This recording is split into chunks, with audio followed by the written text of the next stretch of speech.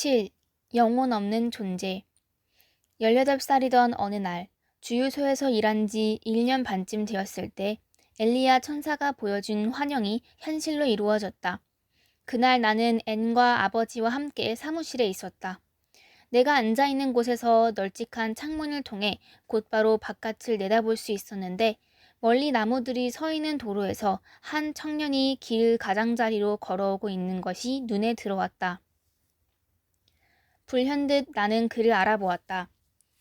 나는 나무들 아래를 걸어 다가오는 그 젊은 남자를 볼 수 있었으며, 비록 멀리 떨어져 있었지만 그가 나와 결혼하게 될 그 사람이라는 것을 곧바로 알았다. 나는 긴장이 되어 거의 숨이 멎을 지경이었다.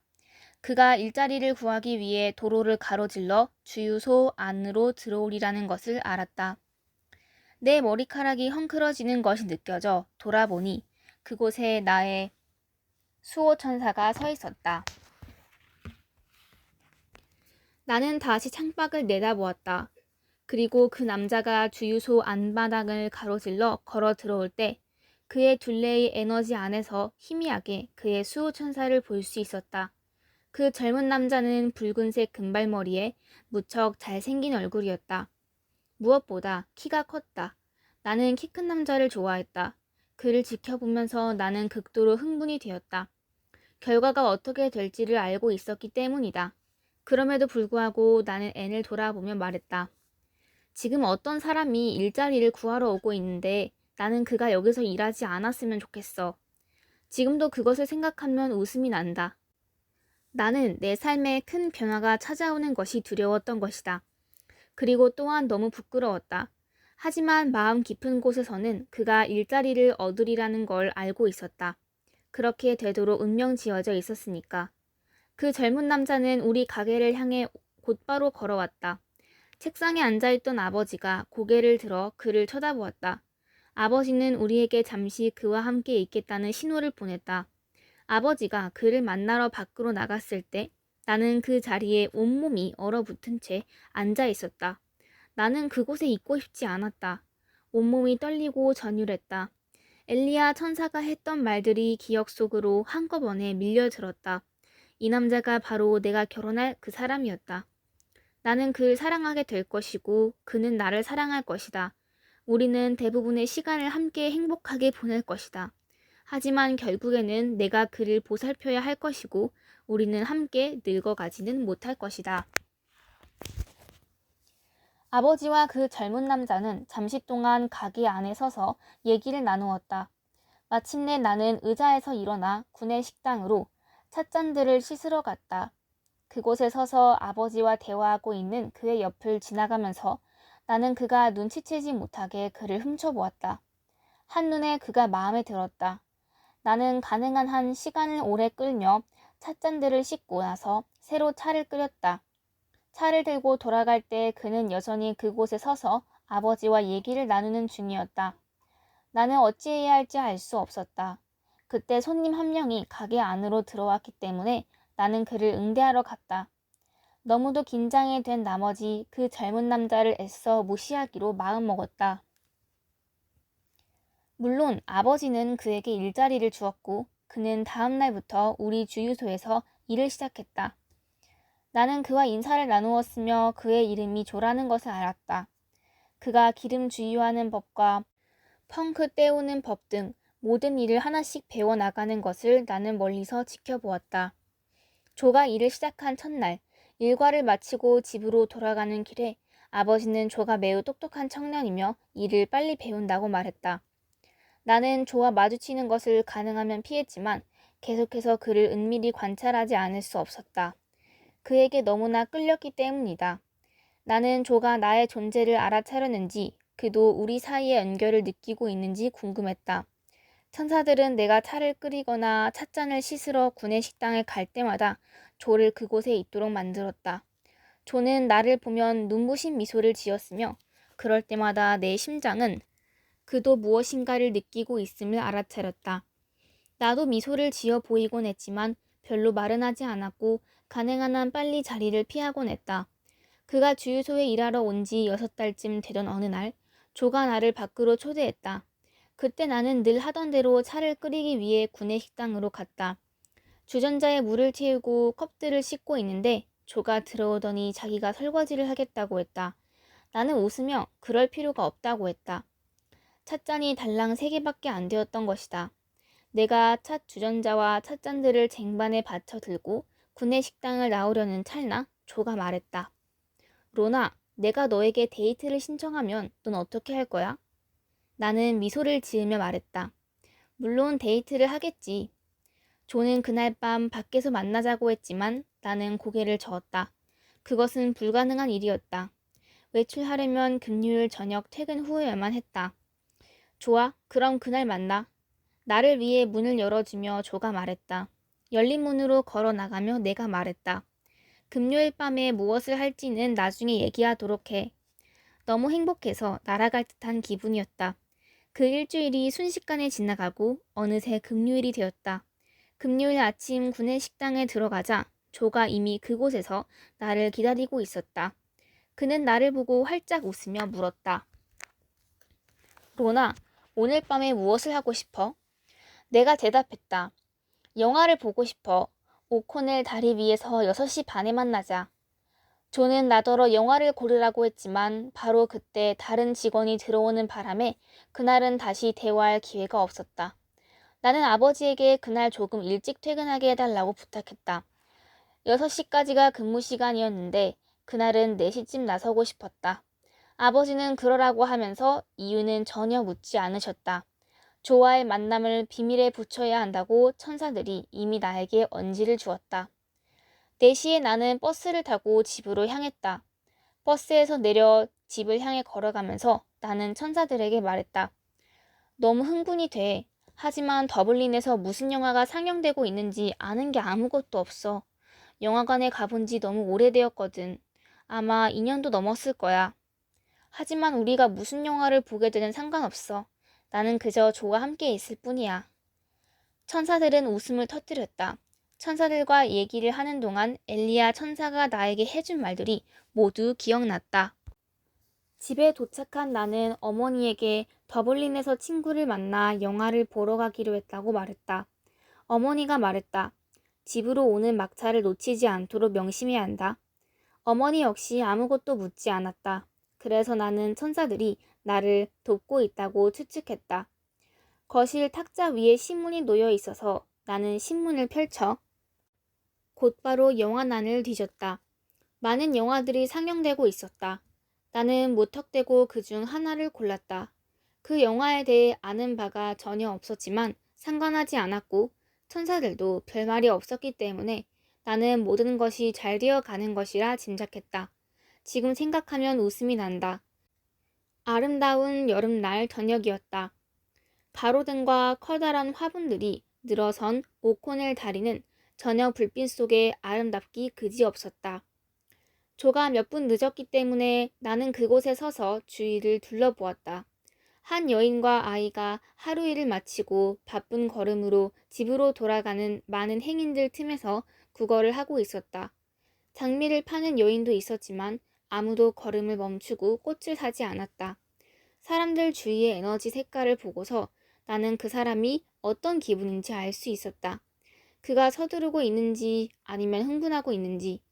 조는 반대편 방향에서 다가와 내 어깨를 건드렸다. 내가 깜짝 놀라 돌아보자 조가 미소 짓고 서 있었다. 그를 보자 나는 너무나 행복했다. 그가 나의 손을 잡았고 우리는 곧장 영화관으로 향했다. 내가 고른 영화는 처녀와 집시라는 제목이었다. 영화관은 10,000원이었다. 많은 사람들이 그 영화를 보려고 몰려들었기 때문에 우리는 앞쪽에 앉아야만 했다. 영화가 시작되고 10분쯤 지났을 때 나는 자리에 앉아 몸을 들썩이기 시작했다. 그 영화는 내가 보고 싶어 하던 그런 영화가 아니었다. 더구나 조와의 첫 데이트 때 볼 영화는 더더욱 아니었다. 성행위 장면이 너무나 노골적이었다. 나는 심한 충격을 받았다. 1970년대 당시 아일랜드에서는 이런 영화가 흔하지 않았다. 아마도 그 때문에 그토록 많은 사람들이 몰려든 모양이었다. 몇 분이 더 지났을 때 나는 조에게 그만 나가고 싶다고 말했다. 그래서 우리는 밖으로 나왔고 조는 전혀 문제 삼지 않았다. 내 생각에는 조도 나처럼 불편함을 느꼈던 듯했다. 영화관을 나온 우리는 오코넬가를 지나 넬슨 제독 동상을 향해 걸어갔다. 무척 아름다운 저녁이어서 영화관을 나온 것이 너무 기뻤다. 조와 손을 잡고 거리를 걷는 것이 우리의 첫 번째 데이트를 위해 훨씬 멋진 방법이었다. 걸어가면서 우리는 얘기를 나누었다. 조가 처음으로 한 말은 그 영화를 자신이 고르지 않은 게 천만다행이라는 것이었다. 우리 둘 다 웃음을 터뜨렸다. 우리는 중앙 우체국 앞을 걸었다. 내가 언제나 좋아하는 아름다운 석조 건물이었다. 우리는 건물 밖을 지키고 있는 경찰에게 고갯짓으로 인사를 했다. 나는 두 연인이 서로를 꼭 껴안고 입맞춤하는 것을 보았다. 키가 큰 그들의 수호천사들이 그들 바로 가까이에 서 있었다. 마치 두 사람이 떨어지지 않도록 돕고 있는 것처럼. 그들을 지나쳐가면서 나는 미소를 지었다. 조간의 어깨 위로 팔을 둘렀고 느낌이 좋았다. 그와 함께 있으니 안전한 기분이 들었다. 우리는 신호등이 있는 곳에서 도로를 건너 레스토랑으로 들어갔다. 나는 전에는 밤에 레스토랑에 들어간 적이 한 번도 없었다.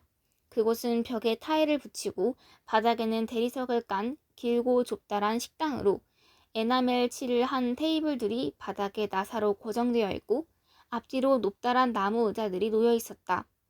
의자들의 등받이는 미터가 넘어서 다른 테이블에 누가 앉았는지 볼 수가 없었다. 우리는 얼굴을 마주보며 나무 의자에 앉았다. 조는 내 얼굴에 나타난 표정만으로도 내가 이런 레스토랑에 전에 와본 적이 없다는 것을 알고는 그 테이블들을 부스라고 부른다고 말해주었다. 바로 그때 여종원번이 연필과 종이를 들고 왔고 우리는 샌드위치와 차를 주문했다. 우리는 서로의 부모님에 대해 이야기를 나누었다. 조의 아버지는 세상을 떠났다. 우리는 또 형제자매들에 대해서도 이야기했다. 조는 막내였고 나는 셋째였다. 조가 물었다. 우리가 데이트를 했다는 것을 너의 아버지가 알면 뭐라고 하실까? 아빠에 대해선 잘 모르겠어. 하지만 엄마는 10중 8구 반대하실 거야. 그래서 우리는 우리의 만남을 비밀에 붙이기로 했다. 레스토랑을 나온 우리는 상점들의 쇼윈도를 구경하며 한동안 거리를 걸었다.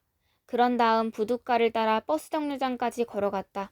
조는 우리 집과는 다른 방향에 살고 있었기 때문에 우리는 서로 다른 버스를 타야 했다.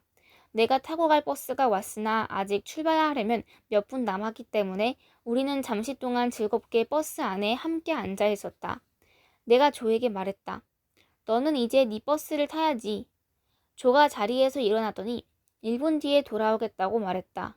그는 버스 차장과 얘기를 하더니 다시 돌아와 내 옆에 앉으며 말했다. 내가 이 버스를 타고 너를 바래다 줄게. 너의 집까지도 함께 걸어갈 거야. 버스 차장이 조에게 유령 버스라고 알려진 시간표상이 없는 비공식적인 버스에 대해 말해준 것이다.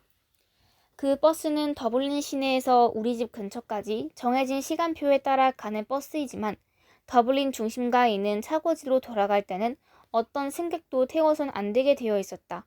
하지만 규정과는 달리 승객들을 태웠으며 그때부터 우리는 데이트를 할 때마다 조가 언제나 나를 집까지 데려다 주고 나서 그 유령 버스를 타고 시내로 돌아와 자기 집까지 걸어갔다. 조와 나는 우리가 밖에서 만나는 것을 누구에게도 말하지 않았다. 내 나이 또래의 여자들은 이런 경우 가까운 여자친구와 비밀을 공유하기 마련인데 나에게는 그만큼 믿을 만한 친구가 없었다. 아무튼 천사들은 나에게 그것을 비밀로 하는 것이 중요하다고 말했다. 천사들이 나에게 그렇게 말하면 지금도 나는 그들이 하라는 대로 따른다. 조가 다른 누군가에게 비밀을 말했는지도 모르고 물어본 적도 없지만 나는 그가 그렇게 했다고 생각하지는 않는다. 우리가 비밀을 지키기는 했지만 우리는 매우 신중하게 행동했다. 장난이 심한 조는 기회 있을 때마다 나를 놀리고 싶어 안달이었다. 키가 작은 내가 수리한 타이어를 번쩍 들어 고객이 차 트렁크에 실을 때면 조는 나를 람보라고 부르곤 했다. 그리고 내가 입고 있는 유니폼 치마가 너무 짧다며 나를 놀리곤 했다. 어쩌면 그의 말이 맞았을지도 모른다. 갈 수 있을 때마다 나는 아버지와 함께 낚시 가는 것을 무척 좋아했다. 어렸을 때는 더 자주 낚시를 다녔으며 내가 주유소에서 일하기 시작하고 조와 데이트를 하는 중에도 아버지와의 낚시는 계속되었다. 나는 내 몫의 낚싯대를 가져가지는 않았지만 강가의 조용함 속에 앉아 있을 수 있는 기회가 좋았다. 그리고 아버지와 함께 시간을 보내는 것도 좋았다. 어느 날 아버지와 나는 위클로 산으로 낚시를 하러 갔다. 우리는 언제나처럼 아버지의 차를 타고 일찍 출발했다. 간단히 먹을 것도 쌌다. 또한 아버지가 불을 피워 차를 끓일 수 있도록 야외 취사용 양철 주전자도 가지고 갔다. 그날은 쌀쌀한 날이었다. 우리는 한두 시간쯤 낚시를 했는데 아버지가 송어 한 마리를 잡았을 때 비가 내리기 시작했다. 근처 강둑의 나무들로 둘러싸인 오래된 폐가가 한 채 있었다. 아버지는 그곳에 가서 비를 그으면서 불을 피워 차를 마시자고 제안했다. 그럼 추위를 물리칠 수 있을 것 같았다. 아버지가 앞장서서 걸었다. 나무들에게 가까이 갈수록 나무들 주위에 에너지의 빛이 전혀 없고 그 장소가 무척 음산하게 느껴졌다. 미카엘 천사가 내 어깨를 두드리며 말했다. 이 장소가 너를 놀라게 할지도 몰라. 우리는 너에게 어떤 나쁜 것을 보여줄 거야. 너를 해치진 않겠지만 네가 저 작은 집으로 들어가자마자 그것이 너를 알아볼 거야. 그것은 너에게 화를 내며 반응할 테지만 너를 건드리지 못할 거야. 그때까지 나는 어떤 사악한 것도 보지 않도록 보호받아 왔었다. 내가 물었다. 유령이야? 미카엘이 대답했다. 아니야, 로나. 이것은 종류가 다른 존재야. 아버지가 나에게 서두르라고 소리쳤고 나는 시선을 들었다. 아버지는 벌써 앞쪽 저 멀리 오두막 앞 강둑으로 올라가 있었다. 내가 미카엘 천사와 다시 얘기를 하려고 고개를 돌리자 그는 이미 사라지고 없었다. 나는 뛰어가서 아버지를 따라잡았다. 우리는 그 폐가를 둘러싸고 있는 나무들 사이로 걸어 들어갔다. 나에게는 그 집 주위의 모든 것이 죽은 것처럼 보였다. 나무들에 잎사귀도 없었고 근처에 자라는 풀이나 꽃도 눈에 띄지 않았다. 집의 문은 경첩이 나사가 빠져 조금 열려 있었다. 지붕의 일부와 창문 몇 개도 사라지고 없었다. 아버지가 오두막 안으로 들어갔다. 안에는 부서진 낡은 탁자와 의자들이 있었다. 나는 그 안이 얼음처럼 차갑게 느껴졌지만 아버지는 눈치채지 못하는 듯했다. 아버지는 곧장 벽난로 쪽으로 다가갔다. 나는 문 바로 안쪽에 서 있었다. 더 이상 움직일 수가 없었다. 나는 계속 속으로 오, 신이시여, 오, 나의 천사들이여 하고 부르짖었다. 벽난로 옆 오른쪽에 있는 존재가 보였다. 그것은 그 전이나 이유나 한 번도 보지 못한 것이었다. 마치 녹은 밀랍처럼 생겼으며 1미터 정도 키의 몸통만큼 굵었다. 끔찍하고 무시무시한 형상이었다. 그것에 입과 눈이 달려있는지도 의심스러웠다. 아버지는 아무것도 보지 못하고 느끼지 못하고 있었다. 아버지는 바닥에서 나무 부스러기들을 모아 그것을 벽난로 안에 쌓은 다음 성냥을 그었다. 불은 곧바로 폭발했다. 크고 시끄러운 폭발이었으며 소음이 온 방 안을 채웠다. 그 존재는 거대한 에너지를 가지고 있었다. 그것은 그냥 내던져진 악이었다. 그 존재는 몹시 화가 나 있었다. 그 존재는 그 폐가를 자신만의 장소로 삼아왔으며 우리가 그곳에 있는 것을 원치 않았다. 그 존재가 생각하기에는 우리가 자기의 구역에 침입한 것이었다. 불이 폭발한 직후에 의자 하나가 움직이더니 방을 가로질러 날아가서는 건너편 벽에 부딪혀 부서졌다. 아버지는 얼른 가방을 집어들고는 내가 있는 문 쪽으로 달려왔다. 아버지는 나를 문 밖으로 끌어냈고 우리는 최대한의 속도로 나무들을 통과해 강둑을 따라 뛰어내려갔다. 우리 둘 다 혼이 달아날 정도로 놀랐다. 살면서 그만큼 빨리 달린 적이 없었다. 아버지는 나보다 걸음이 빨랐기 때문에 나를 앞에서 끌다시피 하며 달렸다. 마침내 숨을 몰아쉬며 우리는 속도를 늦추었다. 비는 멎었고 다시 해가 나왔다. 해의 따뜻함이 얼굴에 느껴졌다. 아버지는 말없이 모닥불에 불을 지피려고 했다. 아버지의 손이 떨리는 바람에 불을 붙이는데 애를 먹고 있었다. 나는 아버지가 무슨 말인가 하기를 기다리면서 아버지를 지켜보았다. 마음속으로는 천사들과 대화하면서 아버지가 마음을 진정시킬 수 있도록 도와달라고 부탁했다. 몇 분 뒤 아버지는 불이 타오르게 하는데 성공했고 야외용 주전자가 끓자 찻잎을 넣었다. 우리는 침묵 속에서 샌드위치를 먹었다. 마침내 아버지가 떨리는 목소리로 입을 열었다. 너를 이렇게 놀라게 해서 미안하다, 로나. 나도 너무 놀랐다. 그게 대체 무엇인지 모르겠구나. 의자들을 움직이게 한다는 폴터가이스트에 대해선 들어봤어도 그런 식으로 불이 폭발하게 만드는 것에 대해선 들어본 적이 없다. 아버지는 불에 대해 많이 알고 있었고 불을 다룰 때마다 언제나 조심했다. 아버지는 의자가 날아간 것보다 불이 폭발한 것에 더 겁을 먹은 것 같았다. 나는 아무 말도 하지 않았다. 그냥 계속해서 참아 마셨다. 내가 얼마나 놀랐는지 아버지가 아는 것을 나는 원치 않았다. 천사들이 우리를 보호해주기 때문에 마음 깊은 곳에서는 우리가 안전하리라는 걸 알았지만 그래도 나는 완전히 공포에 사로잡혀 있었다. 내가 불 옆에 앉아있을 때 미카엘 천사가 모습은 나타내지 않은 채로 내 어깨를 만졌다. 미카엘 천사는 아버지의 말이 옳다고 말했다. 내가 본 그 존재는 바로 폴터가이스트였다. 폴터가이스트는 사탄이 창조해낸 영혼이 없는 존재들이라고 미카엘은 설명했다. 때로는 사람들이 그들을 불러들이기도 한다. 그 방법 중 하나가 흑마술이나 심령술에 쓰이는 전판 같은 것이라고 말했다. 미카엘은 나에게 말했다. 폴터가이스트는 음흉한 존재들이며 기회가 주어질 때마다 슬며시 기어들어 엄청난 파괴를 불러일으킨다고. 아버지와 나는 침묵 속에 점심 식사를 마친 뒤 짐을 챙겨 일어났다. 아버지는 다른 색강으로 가서 낚시를 계속하는 게 어떻겠느냐고 말했고 나도 얼른 고개를 끄덕였다. 우리 두 사람 다 그 장소로부터 멀어지고 싶었다. 우리는 몇 킬로미터 떨어진 곳에서 낚시를 했으며 둘 다 마음이 진정되었다. 그리고 저녁으로 먹을 물고기를 충분히 낚았다. 그날 밤 집에 돌아와 물고기 요리를 맛있게 먹으면서 우리는 낮에 일어난 일에 대해서는 한마디도 하지 않았다. 아버지와 나는 그 이후 그것에 대해 결코 입을 열지 않았다.